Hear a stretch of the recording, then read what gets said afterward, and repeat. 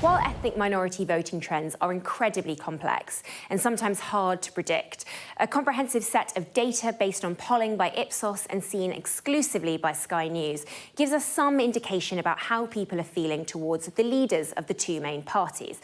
Let's take Rishi Sunak first, the UK's first Prime Minister of colour and the first Hindu Prime Minister. How has he been rewarded for these historic firsts? Well, in terms of approval ratings, there's no real reward from ethnic minorities. He's on a ranking of -53, which is another historic milestone. It's one of the worst any Prime Minister has had in nearly 30 years. Actually, from these figures, he's much better liked by white voters.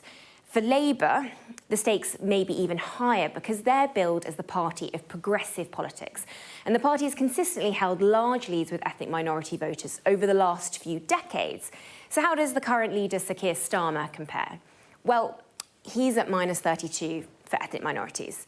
Now, that is better than Rishi Sunak's rating, and with white voters, he's here on a -20. But his standing is the lowest level a Labour leader has recorded among ethnic minorities since 1996. In fact, it's far worse than the very worst ratings recorded by either Tony Blair, here -11, or Gordon Brown. Now, there are a range of different reasons why communities have drifted from the central parties, but Ipsos has outlined one specific thread they call the Gaza effect.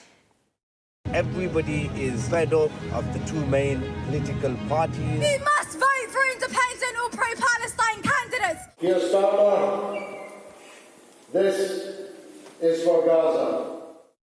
So this is interesting. Let's take a look at both leaders' satisfaction ratings over the last year. With white voters, they're the dotted lines. You can see there's next to no effect of the events in the Middle East for either parties, really. But the bold lines, these are the ethnic minority voters, and you can see just how different the reaction is there.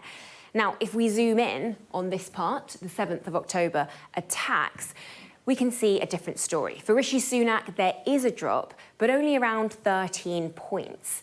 It's far more significant, actually, for Sir Keir Starmer. He's got a large fall of about 29 points among ethnic minorities. That's huge. I think it's very clear that Labour still retains a large lead overall amongst ethnic minority Britons, around 48 points, but they are bleeding support to smaller parties such as the Liberal Democrats, Greens and others.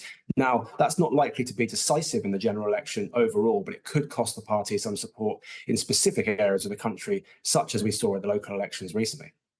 Now, the scale of the impact is almost impossible to predict, and the drop in these figures don't necessarily translate into votes or even seats. But what is clear is that these figures show both parties will need to offer ethnic minorities much, much more to win their vote at the next general election.